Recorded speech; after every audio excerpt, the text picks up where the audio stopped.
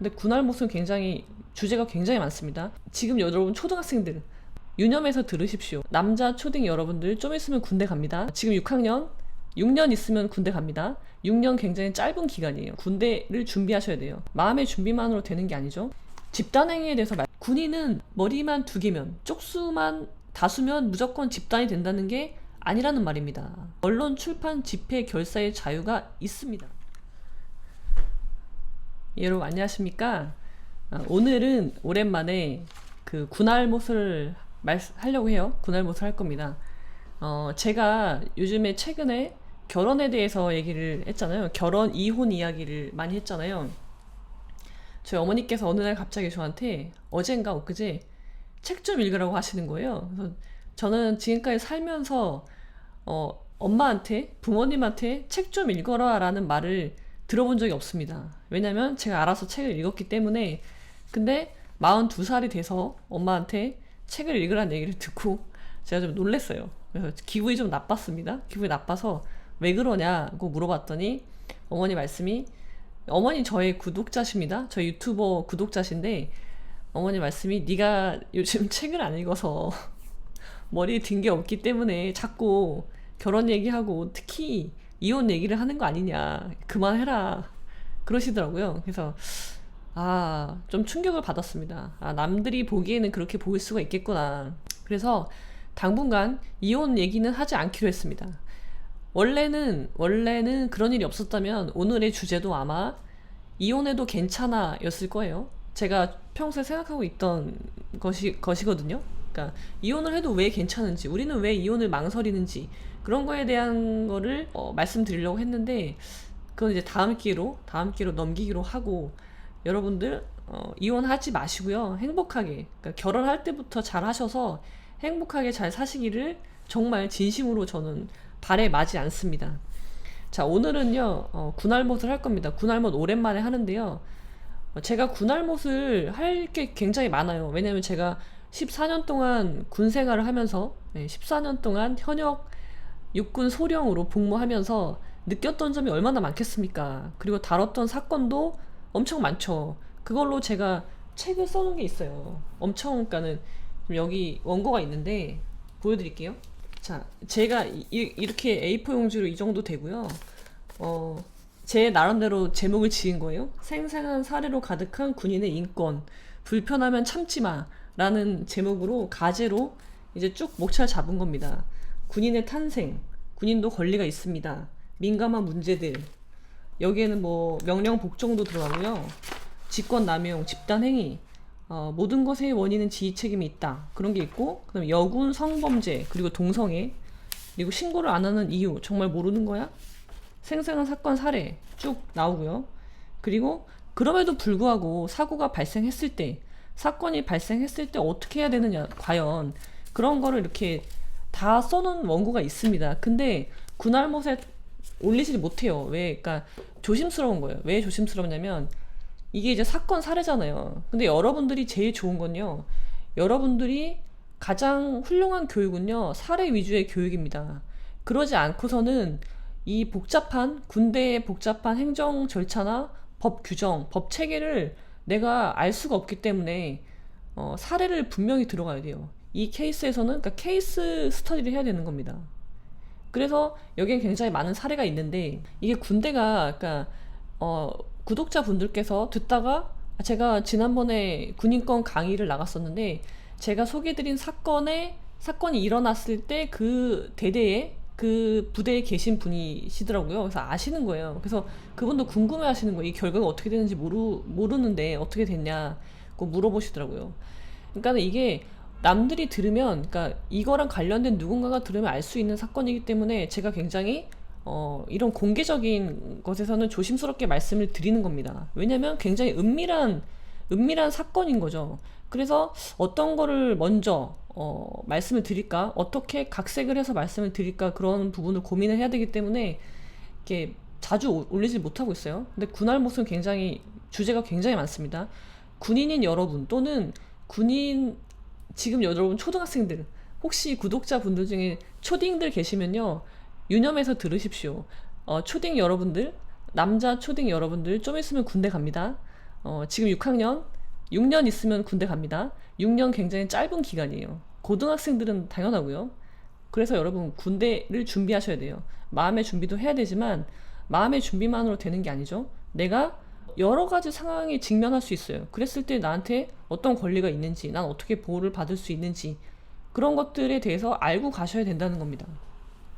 그래서 잘 들어보십시오. 자, 오늘은 무슨 말씀을 드릴 거냐면요. 집단행위에 대해서 말씀드릴게요. 제가 강의를 할 때 뽑은 제목은요. 대대장의 비위를 제보한 4명의 부사관입니다. 자, 여기에서 여러분 쟁점을 한번 찾아보십시오. 여기서 핵심 키워드는 뭘까? 제가 이렇게 제목을 뽑은 이유가 뭘까에 대해서 생각해 보십시오. 여기서 핵심은요, 4명입니다. 4명. 군인이 4명이 제보를 했다는 거예요. 대대장의 비위를 제보한 4명의 부사관. 자, 계급도 여기서 중요해요. 대대장과 부사관이잖아요. 그런데 이 부사관이 한 명이 아니라 4명이었다는 거. 그건 뭡니까? 집단행위가 됐다는 거죠. 여러분, 군은요, 집단행위를 정말 싫어합니다. 극도로 싫어해요. 정말 학을 띨 정도로 싫어해요. 제가 옛날에 사단 참모를 할 때요. 사단 법무 참모를 할 때, 그때 이제 군의관 분들이 그 행정장교인가요? 뭐라고 하죠? 이제 그러니까 의무인데, 병가가 의무인데 군의관이 아닌 사람들이 있잖아요. 의무대장이랑 사이가 좀 안 좋았어요. 그래서 이 군의관 분들이, 그러니까 사단, 연대, 대대 군의관들이 모아서 한 7명 됐어요. 7명이 그 의무대장의 행위. 근데 그 행위가 그렇게 크지 않아요. 뭐, 잠자고 있을 때 일어나라고 깨우는데 이렇게 막 이렇게 흔들어서 깨우는 거 있잖아요. 아니면은 전투화로 치는 행위. 이렇게 바닥으로 치는 행위 있잖아요. 그런 거 다 폭행입니다, 여러분. 자, 그런 거. 그 다음에 진료권을 방해했다. 뭐 그런 여러 가지 사유들로 해서 육군 본부에다가 진정을 제기합니다.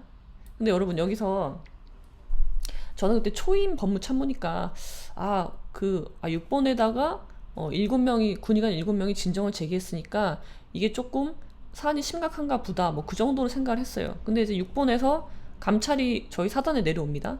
근데 여러분, 사단의 위에는 뭐예요? 군단이죠. 군단의 위에는 군사령부예요. 군사령부 위에가 6번입니다. 그러면은 이 군의관들은요, 우리가 지휘계통, 군대는요 여러분 지휘계통을 좋아하잖아요. 지휘계통으로 치면 어디예요? 군단에 제기를 했어야 돼요. 아니면 최소한 사단장님한테 했어야 되는 거예요. 군의 시각에서 보면, 지휘관의 입장에서 보면. 근데 이분들은 군단 제껴, 그러니까 사단장님 제껴, 군단 제껴, 군사령부 제껴, 그 다음에 6번으로 바로 갔다는 거죠. 그 자체만으로 이 지휘관들, 군의 오래된 지휘관 분들은 기분이 굉장히 나쁜 거예요. 굉장히 불쾌한 겁니다, 그거는. 그리고 6번에서 바로 오더가 내려오잖아요. 그러니까 오더라기보다는 조사가 바로 내려오잖아요. 그러니까 이제 부대에 엄청난 문제가 있는 것처럼 보여진단 말이죠. 그래서 이제 제가 이제 사단장님이랑 이제 가서 군의관들이 이렇게 진정을 제기했다, 어떻게 이거를 조치를 해야 될 것인가에 대해서 회의를 하잖아요. 근데 제가 느꼈던 점은 뭐냐면, 이분들이, 지휘부에 계신 분들이 군의관이 그런 의무대장이랑 어떻게 사이가, 어떤 일이 있었는지 그런 진상을 규명하는 것에 초점을 맞추기보다는 군의관 7명이 모였다, 이 점에 더 초점을 맞추시는 느낌을 받았어요. 이거 집단행위 아니냐? 그럼 군에서 집단행위는 바로 징계 사유가 된다는 거죠. 그래서 군은 집단행위를 정말 싫어하는구나, 그거를 정말 그때 실감할 수 있었고요.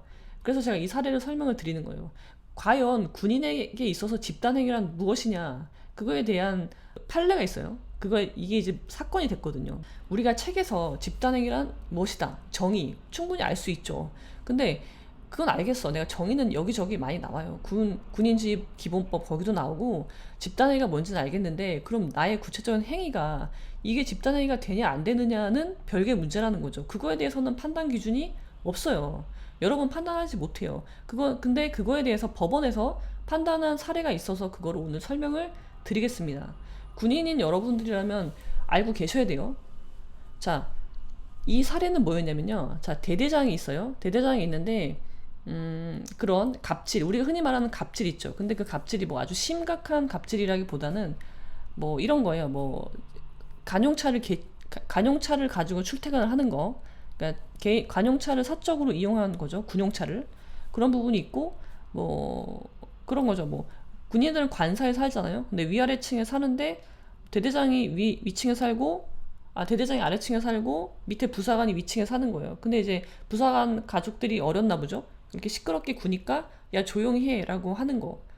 여러분 그게 보통의 사람들도 위아래층에서 그런 항의가 들어오면 되게 조심해야 하게 되잖아요. 근데 보통의 사람이라면, 예. 근데 밑에 지휘관이야. 내 직속 지휘관이 밑에 있는데 조용히 하래.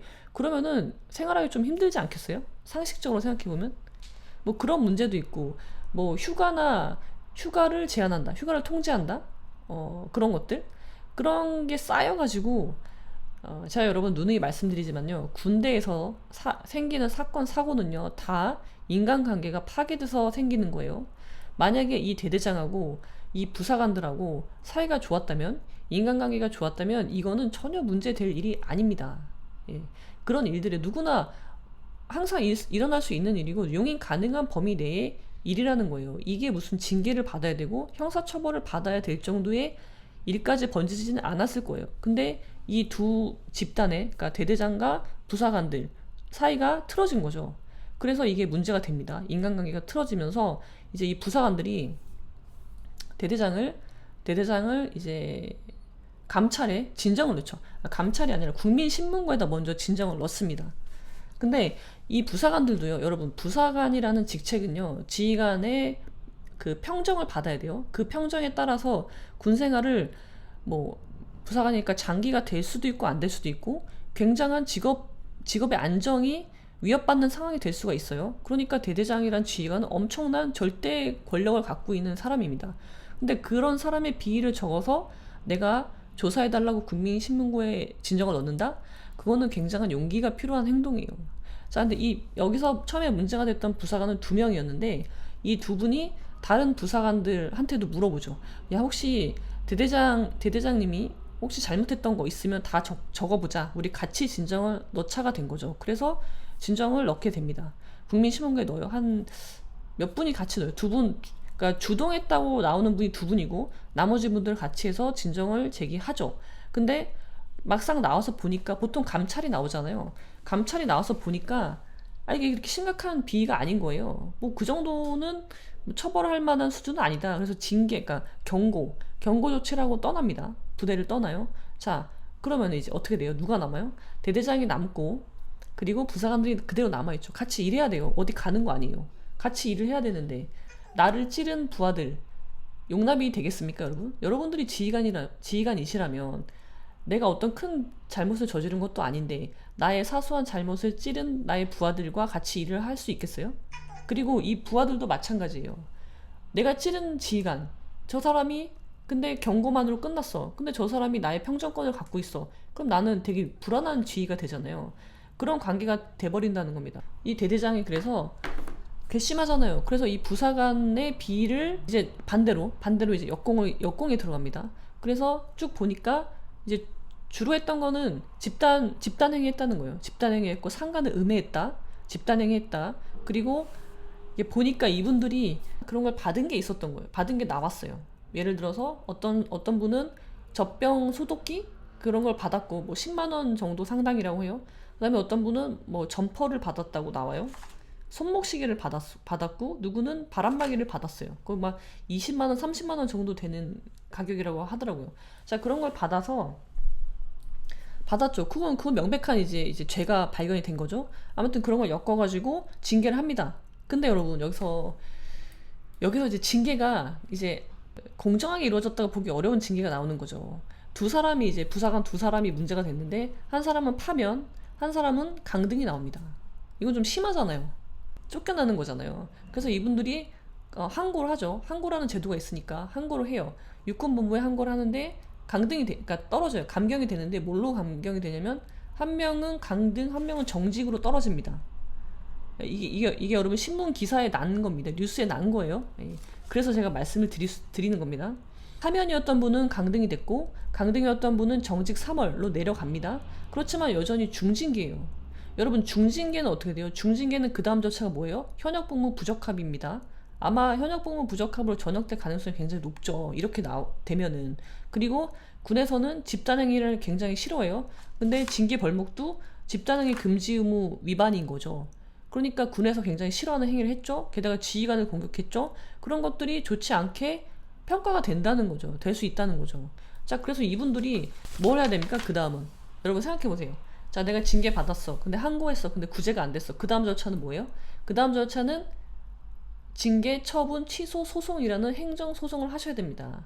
자, 행정소송에 갔어요. 근데 법원에서 뭐라고 했냐면, 여기서 관건이, 핵심은 집단행위 금지 의무 위반이냐 아니냐였어요. 왜냐면 그 징계의 여러 사유들 중에 제일 중요했던 게 집단행위 금지 의무 위반으로 이렇게 심한 중징계가 나왔던 거거든요. 그래서 1심에서는 중요하게 다퉜던 게, 자, 이게 집단행위냐 아니냐였습니다. 그러니까 뭐예요? 이 두 사람이, 이 두 부사관이 대대장에 대한 비위를 적어서 제보를 하는데, 진정을 얻는데, 자기들뿐만이 아니라 다른 부사관들한테도 야, 같이 내자, 같이 진정을 내자는 거죠. 그리고 대대장의 어떤 행위, 잘못된 행위가 있으면 다 적어봐라. 그렇게 한 그 부분이 집단행위가 되냐는 거예요. 자, 그래서 여러분들에게 제가 말씀을 드리겠습니다. 이거 아마 군에서는 집단행위라고 볼 겁니다. 그러니까 징계까지 했죠. 근데 법원에서 결정을 볼게요. 자, 재판부는요, 군인에게 금지되는 집단행위는 군무가 아닌 어떤 일을 위해 군인들이 하는 모든 집단행위를 의미하는 것이 아니다 라고 했어요. 무슨 말이에요? 군인은 머리만 두 개면, 쪽수만 다수면 무조건 집단이 된다는 게 아니라는 말입니다. 그래요. 그럼 뭐가 기준이냐? 그럼 집단행위는 머릿수가 기준이 아니면 뭐가 기준이냐 볼게요. 자, 여러분, 군인이라는 이유만으로 기본권이 제한이 되죠? 그렇지만 기본권이 없는 게 아닙니다. 여러분은 기본권이 있어요. 헌법상 보장되는 기본권이 있습니다. 단지 그게 제한이 될 뿐이에요. 그럼 여러분은요, 언론, 출판, 집회, 결사의 자유가 있습니다. 근데 그게 제한이 될 뿐이죠. 그게 이제 집단행위 금지로 표현이 되는 건데, 자, 그럼 그게 언론, 출판, 집회, 결사의 자유를 어느 정도로 보장이 되는지 들어보십시오. 군에서 금지되는 집단 행위라는 것은 공익에 반하는 목적을 위한 행위로서 직무, 전념, 의무를 해태하는 등의 영향을 가져오는 집단적 행위라고 해석이 된다고 법원에서 얘기하고 있습니다. 그러니까 일단 집단 행위가 되려면 쪽수가 2명 이상이어야 돼요. 한 명은 집단이 안 되니까 2명 이상인데, 그 행위가 어떤 행위여야 되냐면 공익에 반하는 목적이 있어야 돼요. 내가 지금 이렇게 하는 행동이 공익에 반한다는 그런 목적이 있어야 되고요. 그리고 직무, 전념, 의무를 해태해야 돼요. 직무 유기에 해당하는 그런 요소가 또 필요한 거예요. 이 세 가지 요소가 없으면, 그러니까 2인 이상, 그리고 공익에 반하는 목적, 직무, 전념, 의무를 해태한다는 그 결과, 그게 없으면 집단 행위가 될 수가 없습니다.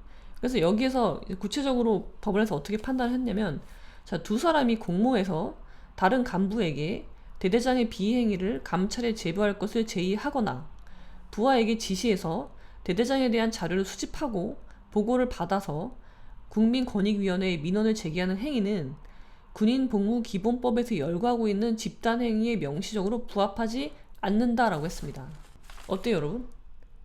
그러니까 어떤 게 집단행위인지 아시겠습니까? 그러니까 여러분들이 어떤 지휘관의 비행위가 있어서, 아니면 누군가의 비행위가 있어서 그거를 진정을 넣는다, 뭐 둘이 해도 상관없어. 그런 거는요, 집단행위라고 보지 않는다는 거예요. 왜냐면 그거는 군에 오히려 군의 그런 어떤 비리나 내부 고발이 이루어질 수가 없잖아요. 이게 집단행위라면, 모든 게 다 집단행위라면 군에서 내부 고발이 이루어지겠습니까? 그렇기 때문에 법원에서 이렇게 판단을 한 겁니다. 그래서 결국은 어떻게 돼요? 주된 징계 사유인 집단행위 금지 의무가 날라갔잖아요. 법원에서 인정 안 했잖아요. 집단행위가 아니라고 봤단 말이에요. 그러니까 집단행위 금지 의무 위반이 아니고 결국은 이 징계는 위법하다. 그래서 취소한다. 그래서 취소 판결이 나왔습니다. 자, 그러면 이분들은 정직 3월의 강등이잖아요. 그럼 취소의 효과는 뭐예요? 그것까지 아셔야죠. 법원에서 어떤 징계 처분을 취소했다는 거는 그게 효과가 없다는 거예요. 소급표가 있습니다. 애시당초 처음부터 그 징계는 잘못된 거예요. 그러면 이분들은 처음부터 강등되지 않았던 거고, 처음부터 정직 3월은 없는 처분이 됩니다. 그렇게 돼요. 자, 근데 또 한 가지 팁을 드리자면, 자, 그러면은 법원에서 왔어. 근데 이분들이 잘못한 행위가 없는 건 아니잖아요. 그럼 어떻게 하겠어요? 군에서는 다시 징계합니다. 법원에서도 징계 사유가 없다고 한 게 아니에요. 단지 집단행위 금지 의무 위반이라는 징계 혐의만 없다는 거예요. 나머지 징계 혐의는 그대로 있어요. 그러면 다시 징계를 합니다. 재징계. 재징계를 해서 물론 강등 정직 3월은 안 나오겠죠. 그보다 낮은 징계가 나오겠지만 군은 반드시 징계를 한다. 그렇습니다. 그래서 여러분 군에서 일어나는 모든 일들 그게 어떤 의미를 가지는지 그러니까 구체적인 사례에서 어떤 의미를 가지는지 여러분들 반드시 아셔야 되고요. 그게 여러분들의 권리입니다. 제가 누누이 말씀드렸죠. 권리 위에 잠자는 자는 법이 보호해주지 않습니다. 내가 권리를 행사하려면 내가 어떤 권리가 있는지 아셔야 되잖아요. 그러니까 여러분들이 그런 것들을 그냥 남이 하는 말만 듣고 결정하지 마시고 여러분들이 가진 권리를 잘 알기를 바랍니다. 그리고 결과적으로는 여러분들이 뭐 의무복무를 하러 군에 왔던 아니면 직업으로서 군에 왔던 간에 여러분들이 군 생활을 하는 중에 안전하고 즐겁게 군 생활을 마무리할 수 있기를 진심으로 기원 드리고 그러기 위해서 저의 영상이 조금이나마 도움이 되기를 바랍니다. 자, 그럼 오늘은 여기까지.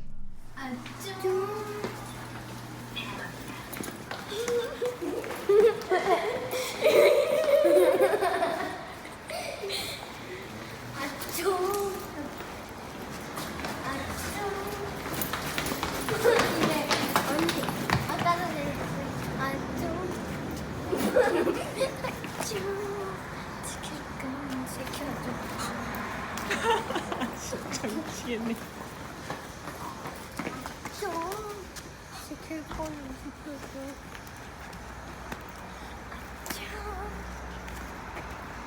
지킬 거는 지켜줘. 지킬 거는 지켜줘. 가자 빨리.